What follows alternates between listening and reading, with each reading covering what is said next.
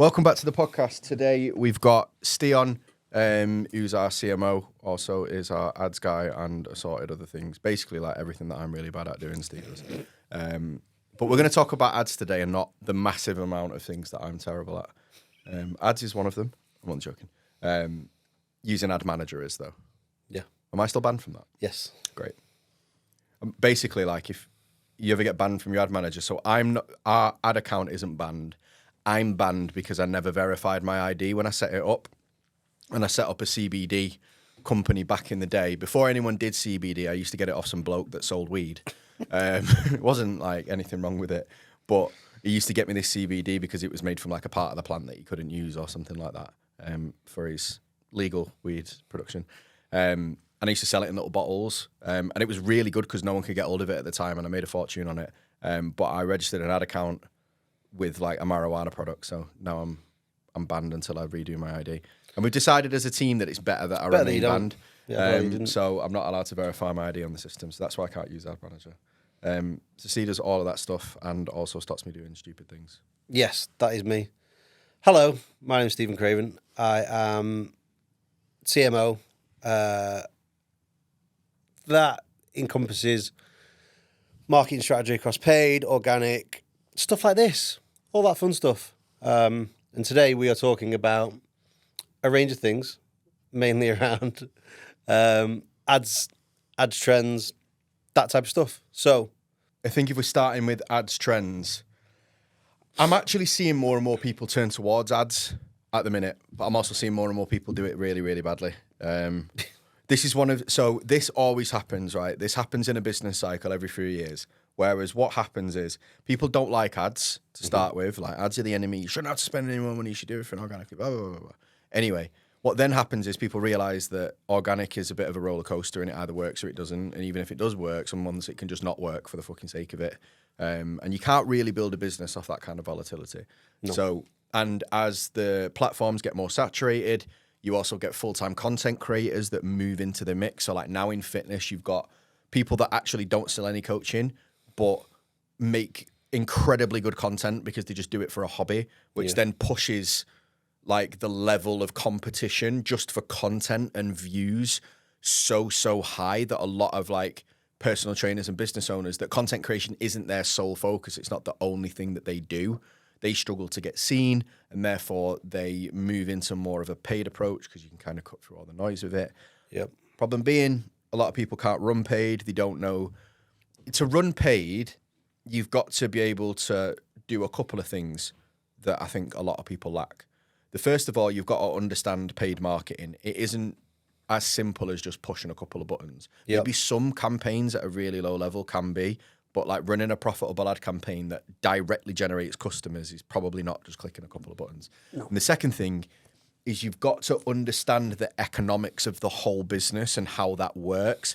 And that's the thing where I see people fuck up far too much. They don't know the numbers. They don't know what their, average sale cost is even. They don't, the amount of people that I ask what's your LTV for a client, and they're like, I don't know. Yeah. And you're like, great, how the fuck are you going to run paid if you don't know how much money that you make out of a customer? You don't know what your budget is. Yeah. And then they don't know what an average cost per call is, and they don't know what an average cost per lead is, and they just end up wasting a load of money. Don't know any sales figures, don't know how many calls it takes when they get closed, don't know how many no-shows they'll get, all of the other stuff that will then lead to, having ran agencies and worked in agencies for the better part of 20 years, like, those are the things that agencies get blamed for when ads don't work. It's like, all right, ads don't work because I didn't know how many people were going to show up. I didn't know how many people I need to close to be profitable. My pricing was wrong. My sales scripts were wrong. The way that I approached the call was wrong. I didn't pre-call anyone. Didn't do any of this stuff, but it's the agency's fault for bad leads. There are some shit agencies, but in 90% of cases that I've worked with small businesses who haven't got any of those things dialed in, it was something else in the chain, which isn't necessarily the paid ads person/agency's job, that fell down and let them down. In terms of trends at the minute, you're 100% right. We're seeing a resurgence in people spending money in our niche, especially on ads. I think that comes from We've had a big say in that. I think obviously it's a bit of an echo chamber when we see it with our clients and within the audiences Really that we pisses me influence. off that people are mentioning it now like it's a magic thing that Yeah, you figured out. But we've spent the last year pretty much it being the thing that we lead within our own marketing, which helps then, and I think influences other people within the space. And I think the vast majority of people do ads, not necessarily wrong, but they're either going down a really old school method or, they're throwing a lot of shit at the wall and hoping something sticks. We still see the huge opportunity ads up and running. I was running like huge opportunity, like copy ads 10 years ago. And they worked then because, you get a lead for a couple of quid and you'd close one in 10 and you were selling a 99 quid, 150 quid package. It worked. Now the marketplace has fundamentally changed in as much that there are huge advertisers on the platform who are gobbling up so much of the spend. If you think about the types of product that exist now in the health and wellness category. Noom is a monster. Noom, Newman, Whoop, like Zoe, all of those advertisers are buying ad space that our clients are trying to attract and trying to get into. Google quick, Keelan. What's Noom's turnover last year? NWM, yeah. Those companies are now buying the same ad space. They're trying to occupy the same space. They're health and wellness. They're trying to capitalize on that market, and they have a lot of dough. Go on, mate. In 2020, Noom generated 400 million in revenue. Yeah, and that'll have only increased in the last Imagine what 4 your years. budget is. Imagine what their advertising budget is. Yeah, If crazy. the revenue's 400 million, Crazy. I guarantee you at least 20% of that. Yeah, probably. It employs 3,000 people, 2,700. Yeah, they're huge. They're a behemoth, and those people are the people that are buying space, and those are the types of businesses that you're competing against. So, running huge opportunity. I've got 5 spaces for 5 busy dads to lose a stone. It just isn't going to work. It's fucking useless. It's so old school. It's so old hat. And in the majority of cases, it's against terms of service. We were talking about it this week. I think Monday this week.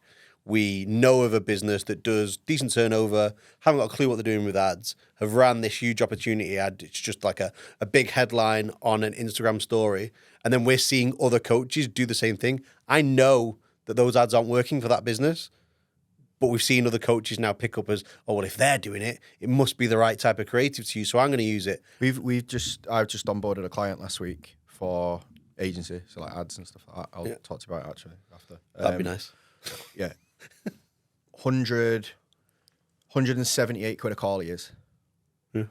So probably about 50% more than you would expect. And I was for like, fitness, look, I was like, look, we've got 2 options. We need to change some of the ads to get that cost per call down to about 100. Yeah. Or, if you're closing 1 in 3, we're going to need to put your price of your program up to about 3,000. Your price of your program's 3,000. It works. It's fine. Works. Yeah. And to be fair, the ad was like, businessmen, like stuff like that. Like there was a couple of different creatives that changed, but I'm like, look, so we literally have 2 options. We either change the ad to get a lower cost per call, or increase prices. You've got to fucking close more. And I think that's a massive chunk in the chain that people miss as well. It's like, it's all well and good getting calls in your calendar for 100 quid, but if you wank at sales and you fucking hitting 1 in 5, 1 in 6, Yeah. you're spending fucking 500, 600 quid to acquire a customer, and your program's like, what, 1,200 quid? Yeah. You're 50% down already, you fucked it. But like, what's easier for a business owner who's not, not paying an agency, not necessarily an ads expert? What's easier? Get better at ads or just increase your prices? Like, increasing prices is easier as long as you can justify the price increase and then believe in your ability to sell a product at that sort of rate. That's going to be miles easier than getting miles better at ads. But that's what I'm seeing at the minute is lots of huge opportunity type stuff, which just is so old hat, so antiquated, doesn't get the results that we'd want, doesn't get the numbers, because ultimately those people will be spending. They're spending Budget's more than, too small. Yeah, if they're spending Budget's too 500 quid a month, I'd be surprised. Those calls are going to cost them 3 digits, 100 quid ish, or not, Or more. or more. Probably more in testing. Probably Until it more. optimizes. And the problem is, and this is always the thing that I think it boils down to with anything paid, and with any sales type stuff is like unless you're doing the reps, unless you're doing 5, 6, 10 calls a week from paid to understand what the traffic temperature is like, understand how they're different from your warm audience, understand whether they're whether there's a different methodology and way to sell to them, which there usually is from digital leads as opposed to like warm organic leads. Unless they're doing those reps every day pretty much, you're never going to know. You're never going to get the numbers. You're never going to get an idea about whether those leads are any good and whether you can close them, whether you can retain them. And then you're that coach who throws their hands up in the air and goes, ads don't work. I'm just going to stick to making content or doing some outreach and hoping for the best with no predictability or scalability in my business. It's because it puts you on. It puts it on you as a business owner, I think. Like when you start to run ads, you figure out very quickly where your holes are because it's easy to let shit go when you're not spending any money for it. Yeah. Like it's easy for you to, let your closer slide on a couple of deals that they've lost if you're not paying for the leads. If you're not spending 100 quid or maybe in our case like 250, 300 quid to put a call on the calendar, you'd be like, you'll get them next time, mate. Like, don't worry about it. Or if it's you yourself, you'll be like, maybe that just wasn't the right fit. When you're spending £100 to put those people on your calendar, it shines a very bright light on the process. And I think a lot of people, the amount of coaches that I speak to that are, whether it's organic or paid, that come to me and they're like, the leads are shit, they don't have money, like they're all skint. And I go, right, send me the last 3 calls. And you look at them and you're like, your sales process is fucking garbage. Like, all 3. I had one the other week where like somebody was like, my leads they're all skint. They're all skint. I'm talking to the wrong audience. They're all skint. And I'm like, okay, well, it was like mums. And I'm like, right, well, not all mums are skint. Just to be fair, like that would be weird in the economy if every mother was broke. Yeah. So let's have a look at the calls. And there was one where they dropped the price on them and the woman took like 10 seconds to think about it. She was like, and then ended up not closing. And he was like, yeah, she just didn't have the money. And I'm like, who thinks for 10 seconds about not having the money?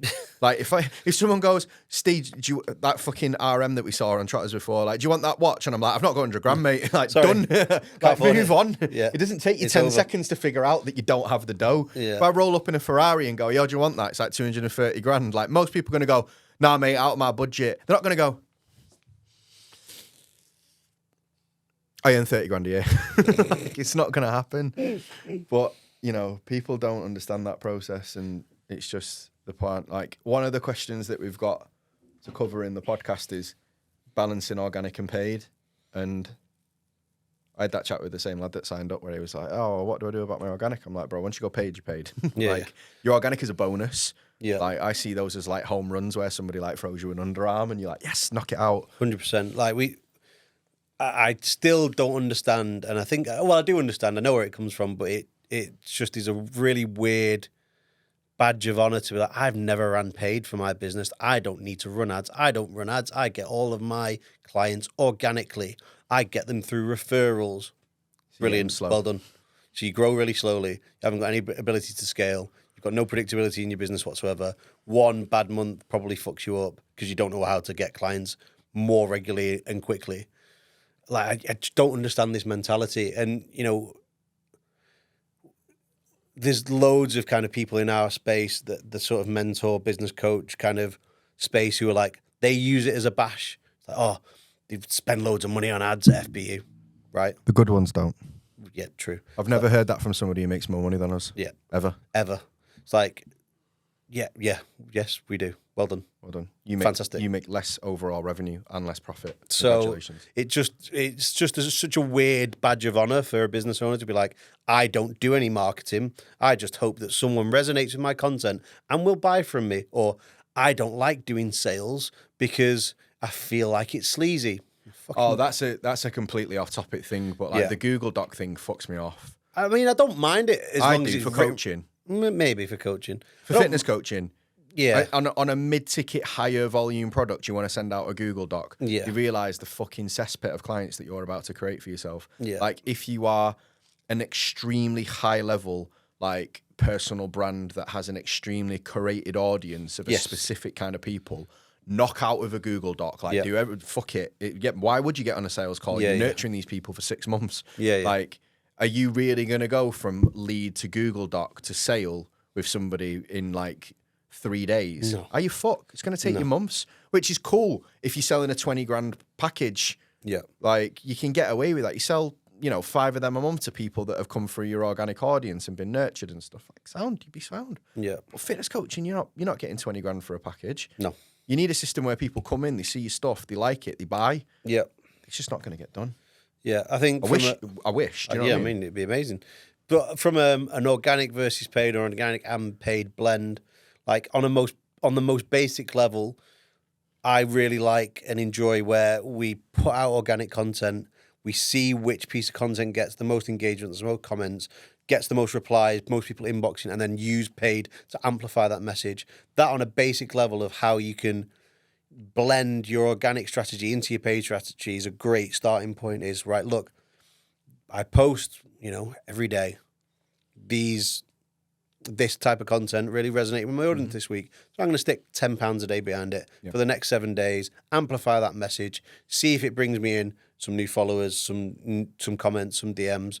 Cool. If it doesn't, let's look at the one that worked well on the next week, put some budget behind it. That as a basic strategy works and still works this day. And I think so many business owners are like scared of it. It's like, oh, can't spend any money. What if I don't get that return straight away? Well, again, there's so many other businesses, coaches, ancillary product in the fitness industry vying for that person's attention. Do you think your £10 that you spent is going to be the only thing that tips them over the edge?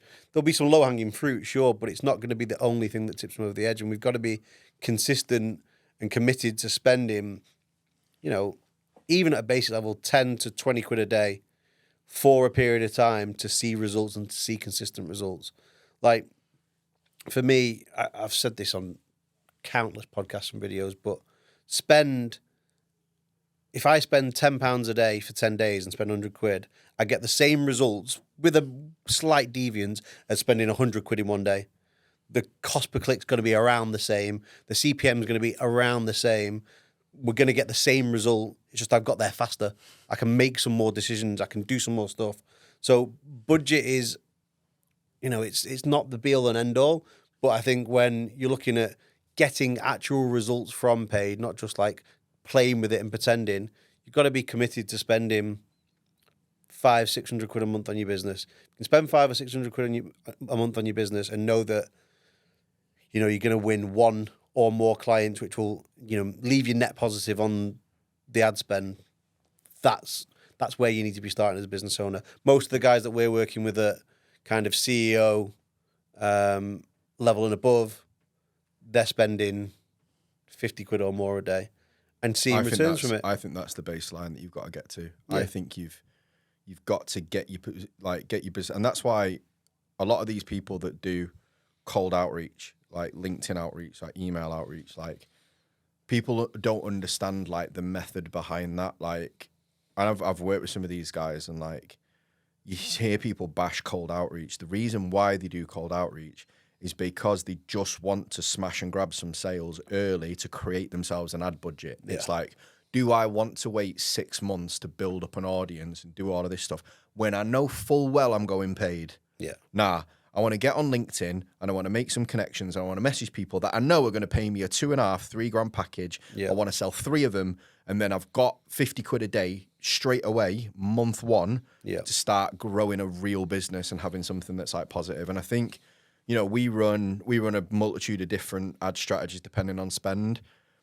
I think the only one that really starts to be directly attributed to sales is like 50 quid a day. Yeah. I think if you're under that, it's just like a traffic budget to like grow your audience. Yeah, 100%. It's just part of a range of different things that you're doing. But then once you're at that 50 plus pounds a day, you segment out the audience, you segment out the inquiries, you understand, and because you'll get the volume, you'll know that you'll get 5 to 10 DMs a day off that, and you can apportion that out, put it into its own tracking sheet, and then really understand and start drilling in to the data. Anything less than that, you're just, like you say, throwing a little bit more on the fire to try and pull in a bit more organically or through your outreach strategy.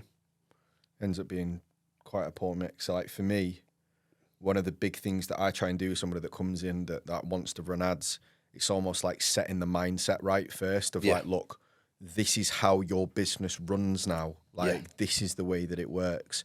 And if you start thinking about, oh, you know, you have to work by numbers, you have to then become a data and a maths person to pull it off, because business isn't really an art as such. Like maybe the start and the initial idea is all the creative element of like getting the angle right and stuff like that. But then when it comes down to scaling a business, it is just percentages and numbers and just making sure that all the numbers are within the right KPIs in order for things to move smoothly. Yeah. And when we say scaling a business, it's like scaling doesn't necessarily mean you need to be making 50 grand, 60 grand, 100 grand a month. Scaling can be getting to a point that you're really comfortable with and staying there, because getting to a point of, right, I'm earning 10 grand a month, like just getting to that point and then stopping doing anything is only going to lead one way. It leads to churn, it leads to bad results. So being able to scale and then consistently bring in new leads, new inquiries, new sales calls, new people into your ecosystem, new opt-ins for your lead magnets, that is also scaling. It's scaling out as a business owner, not just scaling a business's numbers. It's like improving and becoming a much more well-rounded business owner as a result. I think although this isn't ad stuff, the big win for me really early on in my like working career was actually going and doing sales for ages, like sitting on phone calls, 300 phone calls a day, cold calling people, and then moving into like more high-level consultative sales process stuff stood me in really good stead for then going out and running my own business, because I was never afraid of asking someone for any money. I was never afraid of any of that sort of stuff. So whilst it's not ad stuff, like developing those skills is super important, and becoming like a well-rounded marketer, knowing how to create content, knowing how to understand an audience's needs, ties into both creating content and sales, but then also running paid marketing. Because if you can understand those things, understand some of those trigger points, chances are you're going to get a better result as a coach, as a business owner, as a marketer, as a salesperson. All of those things work hand in hand. I still think that, for me, there's two kinds of people that get into like running an online coaching business. So the people that want to like just have a solo business that does maybe like an assistant or two max, and like has it nice and steady and gives them a good income and like low stress. And then you've got the other people who are kind of a bit more like me and you, who are just like to the moon, like as much as we can. I think ads are so important for both groups. Like people automatically think that ads is only for like the second group who just want to take it to the moon. But for me, like, and I've done this, right? Like a couple of years ago, like we maintained a ridiculous level of revenue off organic alone. But we had to shift into paid because we couldn't maintain that, because the audience wasn't growing at the rate we were making sales. And eventually, like you said, there was going to start to be that decline on the back end where it was like, we're not generating new interest as fast as we're taking people out of the audience to kind of keep that going. So let's say, for example, like you want to do 20 grand a month. If you work back from that and know what ad spend you need to keep creating 20 grand a month worth of sales, it's almost like paying an insurance tax in a way, that if you've got that ad set up to where you know that you can generate customers for 200 quid, for example, and your program's $1,000. So you know that, right, I've got to spend 20 times 200. So I've got to spend what? 4 grand? I've got to spend 4 grand on ads. But that's going to mean that I never drop below 20 grand. So my net's going to be 16 plus some associated costs. It's like, do you want 20 with all of the fucking stress and hassle of having to like hustle and grind for your next client all the time? Or do you want 16, but you've just got this fucking conveyor belt system set up where you put some inputs, you get some outputs, and like if you're asked about the 4 grand, just maybe take it to 25, and then you end up in a power play around the same place. Makes, it's a much different set of concerns and business targets at the start of each month, knowing that you've got a system that has proven to bring consistent success through paid before, as opposed to, all right, I'm back to zero. Fuck, what do I do? Start outreach. Another launch. Yeah, Like, yeah. and then when that's you're it. in July, you're like, oh my God, like, where's everything going to come from? I'm in Whereas, December and can't fucking launch anything. whereas really, you know, if you're a bit cleverer, you'd be like, right, July's probably going to be a bit shit. But like, maybe May, June, I'm just going to turn things up a bit. I'm just going to get more leads. I'm going to make a few more sales. So then in July, I don't have to. Or like November, I'm just going to put a bit more budget in. Like, you know, I'm maybe going to spend 6 instead of 4, but that's going to tide me over into December. And like, I'm going to make more sales. That's going to then, you get to be more strategic with your efforts, I think. Yeah. It's just, it's a way better process for me. Well, if you think about us and our planning for this year, like at the end of this year, it's like, oh, well, next 6 weeks, probably going to hit it hard, spend a bit more, generate a load of leads. You're away. Team will take 2 weeks off. Team over will take Christmas. 2 weeks off. You're away for a big chunk of it.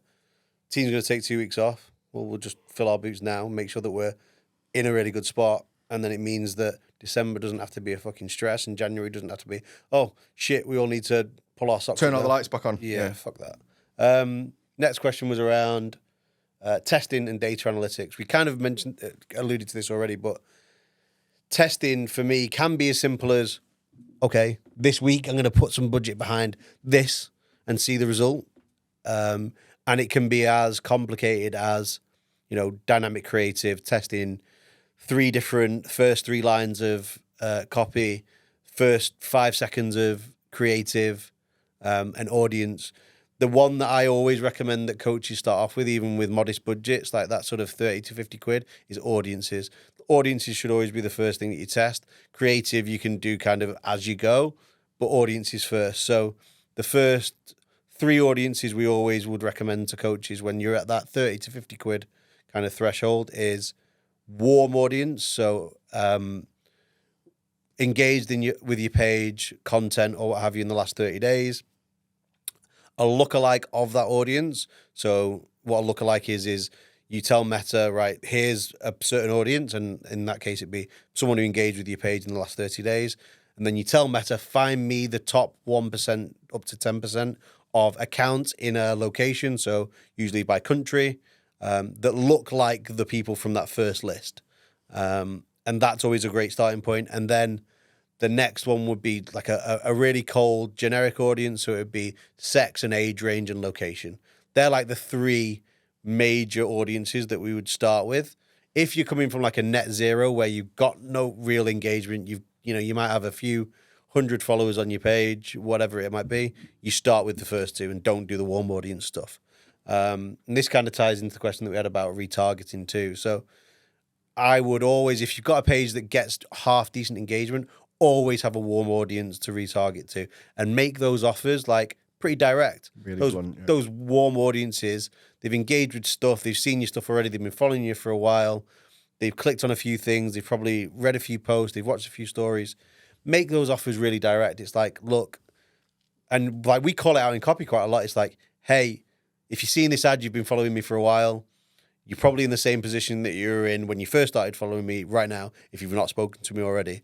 So here's what you need to do. Click this link, fill in this form. I'll give you a call. I'll talk to you about da-da-da-da. And then when you send them through to a landing page, which is filled with social proof and like either a short VSL or a bit of copy, that ad usually crushes for most coaches, especially coaches who are good at their organic game already and have got people engaging and being interested in what they've got to say. That warm audience and that type of funnel absolutely kills it. But in terms of testing, audiences first, then creative testing, first 3 lines of copy, first 3 to 5 seconds of your video. Like we changed that up quite a lot. So when we're doing our own ads, like we'll do like more aspirational lifestyle stuff. We'll do like business mentor type content. We'll do like in the gym stuff, and we'll do more lifestyle based stuff. So the first 3 to 5 seconds, I'll say to Keelan, our videographer, right, change the first 3 to 5 seconds to represent in as basic and blunt and obvious a way as possible those 4 types of content. So it'll be Steve speaking on stage as the first one, and that's more of our thought leader, business mentor kind of positioning. And then it'll be more lifestyle stuff. So it'll be Steve on holiday or whatever it might be. And that's more the aspirational lifestyle element. So we'll test that. And then it'll be more like in the gym training, and we'll test that as our first 3 to 5 seconds, like initial hook of content plus maybe a spoken line. Those things will test really heavily. And again, that more comes into higher budgets because ultimately you've got to give each of those things a fair crack of the whip. When we look at lower budgets, so low budgets versus high budgets, I would always create separate ad sets for each of those creatives. And if you're testing audiences as well, you would have separate ad sets and each creative for each audience. So let's say we were testing the 3 audiences that I've mentioned and 2 pieces of creative, you'd actually end up with 6 ad sets. You'd have ad set 1 with creative 1, ad set 2 with creative 2, and so on and so forth. And then you set your own budgets against each of those. So 10, 20, 30, 50 quid an ad set. So this is where you can see that paid can start to ramp up once you start getting technical and you start looking at the finer details and start figuring out what's working. You've got 9 different things there you need to put spend across, haven't you? That's it. And that's where, we can get really in the weeds with this type of stuff. We can get really deep with it. And we've got clients who are spending $1,000 a day, $2,000 a day on ads. At least to start with, isn't it? Because I think maybe like part of it that people don't understand is that when you've got those 9 ad sets, like, you might want to start with, let's say, for example, 50 quid a day on each one. Now, you're going to have to swallow that for about 7 days. Yeah. And then you can turn the ones off that aren't working and stuff and bring the overall spend down. Of course. I think it's really important for people to, and this is, again, like why we do so much education on ads as opposed to just being like, oh, just pay us and we'll run it for you. Yeah. Because if we then go like, all right, we're going to run your ads for you, and you go, oh, yeah, sweet, right, I'm going to get leads on tap. And then we go, right, so we're going to need like 450 quid a day to get started on these testing. We need to do 50 quid a day across these 9 ad sets. Like, it'll be 450 quid a day. They're going to go, times 30. Yeah. Oh my God. Like, I don't have that money. And then you're like, right, no, right. We're going to need that for about a week. Yeah. And then what we're going to do is we're going to see which ones are driving the most traffic and driving the most whatever we want. Let's say it's messages. Which ones drive us the most messages. Then we're going to turn off, and then we're probably going to bring it down to about 100 quid a day. Yeah. And then they go, oh, well, $3,000 I can afford. Yeah. And then you go, right, but you need to put that. I mean, the other way of doing it is we just fucking take ages to see everything through, but then it might take us 30 days to finish testing. Exactly. Yeah, there's loads of way of kind of tackling the problem. Most of the time, and this is just me as a paid marketer, turning the ones off that haven't won. I want to double down on the ones that have. I want to spend more. I want to keep spending that 450 quid a day. And I think that's the... But if you're winning coming out of the gate, you're fine. That's it. But then again, that's where the whole process works. You've got to be confident in the sales. Yeah, you've got to close them, because if you're spending 450 quid a day, like usually, I mean, you would be expecting, if you're spending 450 quid a day as a PT for a fitness client, you're expecting 4 or 5 calls a day. Yeah. So then you're like, all right, well, and this is where 2 skills come in.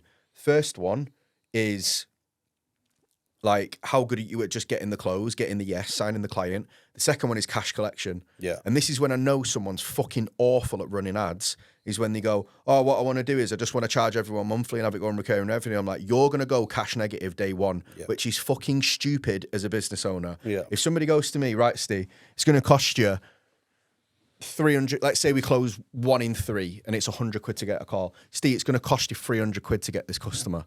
Sound, all right? The customer said yes, they want to do it. Oh, great, okay. Do you want them to pay you 300 quid a month for 6 months, or do you want 1,800 quid now? 1,800, please. I'm like, give me the fucking 1,800 quid now. I've just spent 300 quid to get this cunt onto my program, and actually, now that I know it cost me 300 quid, I can get 6 more of the bastards with that money instead of waiting for 6 months to put it back into the pot. Yeah. And that's when I know you're fucking daft, when you're like, oh, I do everything on recurring revenue. I'm like, good, because that's because you've got no fucking way of actually generating customers. Yeah. Because if you knew that you could get, for every 10 quid you spent, you were going to get 50 quid back, and somebody goes, right, what do you want? Do you want 50 quid a week for the rest of your life, or do you want all of that money now? And I'm like, I can 5x that. Give it me now. Yeah, yeah. So anybody that wants to spread money over time is somebody that's telling me that they don't know how to turn that money into more money. 100%. Hands down. I mean... And it all is dependent on the size of the business, right? Like, recurring revenue becomes important as your costs increase. Yeah, but on the back end. On the back end. Recurring revenue becomes important when your costs increase. But on the front end, you need to liquidate that cost as quickly as possible. And then, if you're a fucking idiot who just spends all the money in the bank, well, yeah, you're going to come unstuck. You don't But if deserve to have a business if it's that stupid. Yeah, but 100%. But if you've got some modicum of self-control, which you'd hope that you had, then you just leave the rest of the money in the bank and use the other bits. You know, so many business owners I know who have one bank account for their business. I'm like, well, I know that you're a fucking idiot because you're not putting any away for tax, you're not putting anything away for costs, you're not putting anything away for your ads, you're not separating your profit out, you're just being you're just being dumb. And I've never understood it. Like, it makes no sense to me. And you need to plan more carefully than that. And there's so many, like, I think Monzo Business now they call it pots. So it's the same account and you can move money into pots. Yeah. Like, why isn't everyone doing that? We need to do a training on that, to be fair. Yeah, but this is not financial advice. No. But like, this is just like what we do. For example, we have an account with Mercury in the US, and they have a system where they will create sub bank accounts within the main bank account. So we have our checking account. Yep. We turn over a fair amount of money. Our checking account balance is always zero. Yep. There is no money in our main bank account. And the reason being is because every day at 2 p.m, the money from Stripe gets deposited into the main checking account. And then from the main checking account, we know what the margins are for our business. So we know that X amount needs to go to wages, X amount needs to go to ads, X amount goes in my fund, and then X amount goes in the stuff that keeps the lights on, and like builds up the savings pot. I think there's another pot as well, but I can't remember what that one's for. And every day at 2 o'clock, the money comes in from Stripe and gets deposited into that. And then every day at 4 o'clock, that money gets split in whatever varying percentages that we've set that at into those pots. And we don't touch the pots unless there's a signed agreement between both of us that we need to move from one pot to another for a certain reason. Those pots remain untouched. And that means that if I go, Stu, I want to run this ad set, and he goes, what do you want to put on it? And I go, all of it, put all the money on it. He looks at the ad budget and goes, you've only got X, because I'm not fucking touching any of the other pots to do that. So either yes, we can do it, or no, you're going to have to settle for something else. Yep. And it just allows you to track your finances so much better. So if you're not doing that already, I would massively do it. And just on the paid in full versus recurring thing, the biggest advice I can give to a business owner that's doing a coaching business with like an element of either recurring revenue up front, the first time someone pays you, get them to pay you as much as possible up front. You don't know them. They don't know you, really. You are giving a payment plan or basically a line of credit from your business to somebody that you've never fucking met. Yeah. Take the dough. On the back end, when they come to re-sign for further terms, if then you want recurring revenue, that's when you would want the recurring revenue. Yeah. So for example, let's say you are a personal trainer and you have a 4-month package to start with. You want to take that 16 weeks in full as much as possible. Now, obviously, if they go, look, I don't have it, can I split it down? Then you're going to either take no money or you'll take the split. So you'll take the split, obviously. But you take as much as you can. Then when they come to re-sign, that's where you get, your nice little safety net of money coming in every month. So when they go, right, so the upsell program is, look, it was $1,000 for the first 4 months. I can do the rest of the year, so you're with us for a full 12 months for $1,500. Do you want to do it? And they go, yeah. And you go, all right, cool. So it's going to be 1,500 quid over 8 months. And that's where you get your recurring from. And if you do it that way, you will have much more money in your bank. And then as you do a good job with your clients and you get them re-signed, you will then build up recurring revenue. And you should be about 50-50. And that's where like the front end 3 to 4 month program thing is so key, because who wants to wait 6 months again to get paid? Nobody. Like, it makes no sense. And, I see so many other mentors. It's like, oh, well, 6 months to change habits in someone, and this, that's great. That doesn't matter. It's a business. We run a business. You are a business. The products needs to fit your business model. And what the market thinks as well. So if you're 100%. Trying to change the mind, or like, we stopped talking about price point. Yeah. The reason why we stopped talking about like you need to, charge this as we used to go on about it all the time. Now it's like, you know what, do whatever you want. But if you want to go to this number, you're going to have to charge this. Yeah. But I'm not going to change your mind on a sales call. Like if you come in and you tell me you want to do 50 clients at 100 quid to make $5,000, so I'm not going to change your mind. Why would I? Yeah. I'm just going to have a fight with you on the fucking Zoom call for no reason. And it's the same with like. But we'll know our point will be proven as they get further down. Yeah, but I guess, I get time with you now. Like you've paid me and you trust me. It's the same thing with like fitness coaching. Like it might take a year I agree. For a lot of people, it takes a fucking year to It's really not a like. sexy sale though, that is it? Imagine trying to sell a year program to people that have never managed to lose more than £10. Yeah. They can't commit to a diet for more than fucking 6 days, Yeah. and you're like, well, you're going to sign up for a year. The mental commitment, even if the money's not an object, the mental commitment for a year, people will be like, hang on a minute.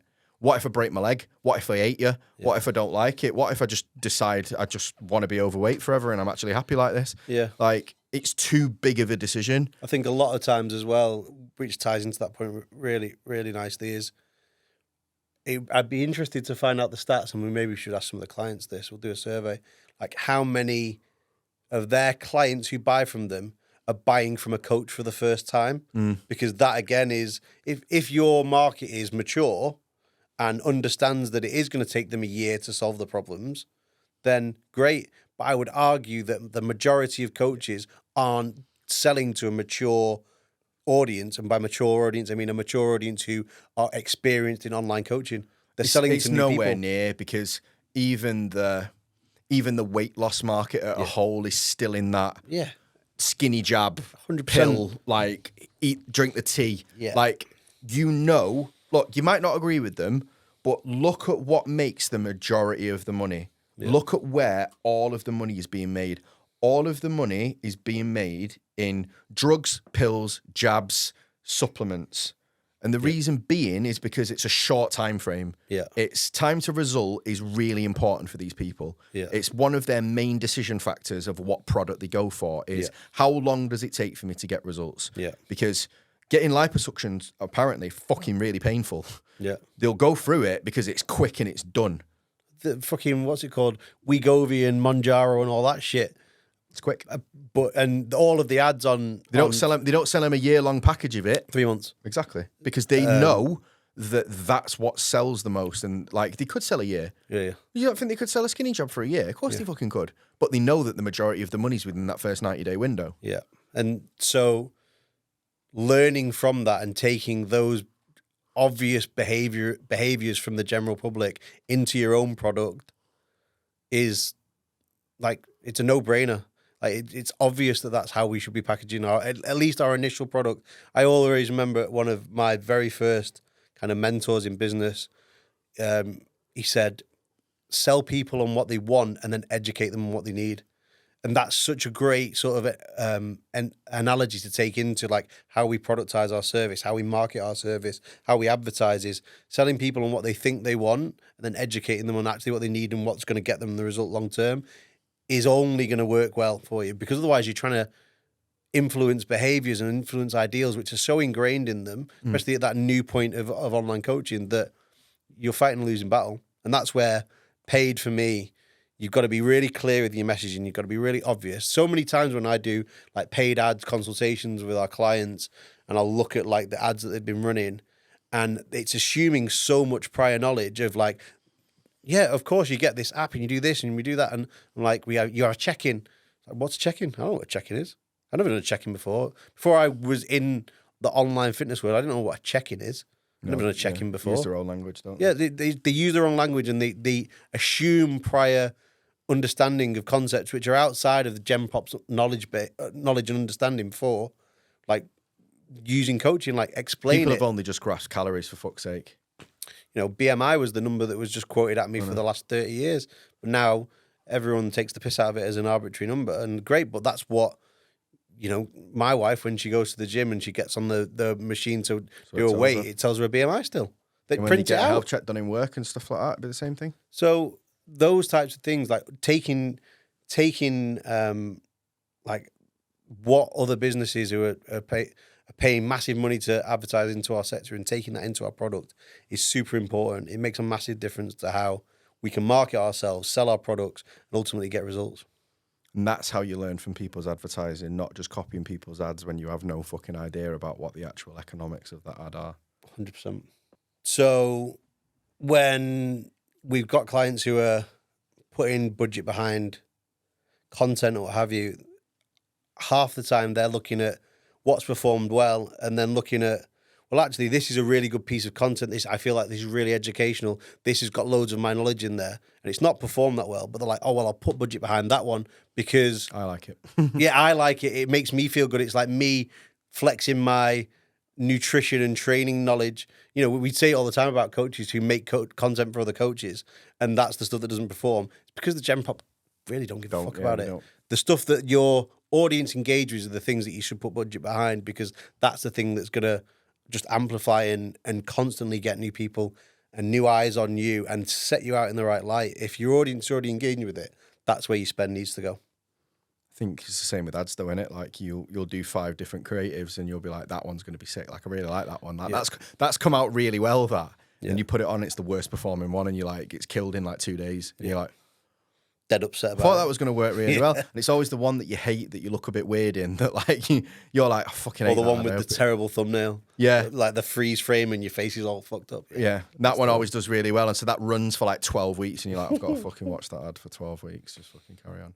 But it's the same process with anything. Like you just got to look, identify what's working, and then you put more money behind the thing that's working, and don't get married to like, this is going to work. It's just like the platform will tell you whether it's going to work within a couple of days or so. You just got to kind of play the game, really. So, key takeaways from today are spend, don't be afraid of it. From 10 to 20 quid a day is fine. You know, you only really start seeing significance from 50 quid-ish up a day. Testing doesn't have to be some like ridiculous, really complicated, hard thing. Look at the stuff that's working already, put some budget behind it, test audiences, and then first 3 lines of copy, first 3 to 5 seconds of creative. You know what mine would be? Mine would be actually an establishment on that first one, because somebody asked me this question on Instagram the other day as well, of how much of your budget do you allocate to growing your business? And when you're starting, as much of it as fucking humanly possible. Yeah. Like the least expenses that you have, and the more free cash flow you have, the more powerful your business is, and the easier you can pivot, the easier you can test stuff, the more budget you've got to move things forward. I think too many people get like dead giddy when they make like 7 or 8 grand a month, and they're like, right, I'm going to put my expenses up to like 5. And like, I made 125 grand in my first year, and I lived at my mum's house. Yeah.